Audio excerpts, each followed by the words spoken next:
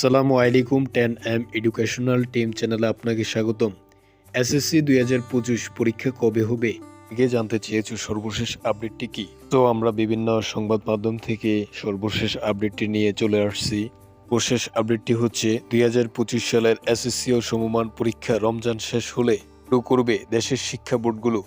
সেই হিসেবে আগামী এপ্রিলে এই পরীক্ষা শুরু হবে। জানতে চাইলে আন্তঃশিক্ষা বোর্ড সমন্বয় কমিটির সভাপতি ঢাকা শিক্ষা বোর্ডের চেয়ারম্যান অধ্যাপক তপন কুমার সরকার বলেন, রমজান শেষ হলে এসএসসি ও সমমান পরীক্ষা নেওয়া হবে। শিক্ষা বোর্ডের সূত্রে জানা গেছে 2025 সালের এইচএসসি ও সমমান পরীক্ষার প্রস্তুতি নেওয়া হয়েছে। এসএসসি ও সমমান পরীক্ষা 2 মাস পর হবে। শিক্ষা বোর্ড জানায়, আগামী বছর এসএসসি ও সমমান পরীক্ষা পূর্ণ নম্বরে পূর্ণ সিলেবাসে অনুষ্ঠিত হবে।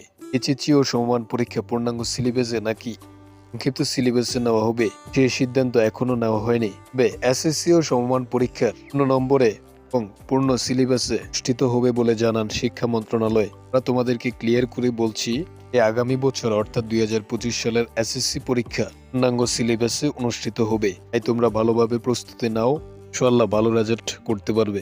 তো সংশ্লিষ্ট মতে 2025 সালের মার্চের শেষে অথবা এপ্রিলের শুরুর দিকে ঈদুল ফিতর হতে পারে, রাত দেখার উপর নির্ভর করবে। ঈদুল ফিতরের ছুটির শেষ হলে পরীক্ষা নেওয়া হবে। সাধারণত পরীক্ষার সময়সূচি দেওয়া হয় 15 দিন আগে।